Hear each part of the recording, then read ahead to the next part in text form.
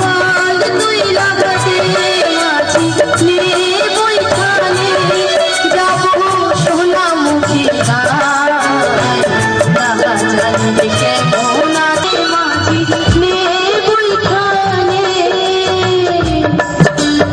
আগেকার সময় তো আর এত রকম টেলিফোন ছিল না, তার নৌকাগামী তার যাত্রা সে অনেক রকম করে খবরাখবর নেওয়ার জন্য চেষ্টা করতো চিঠি লিখে।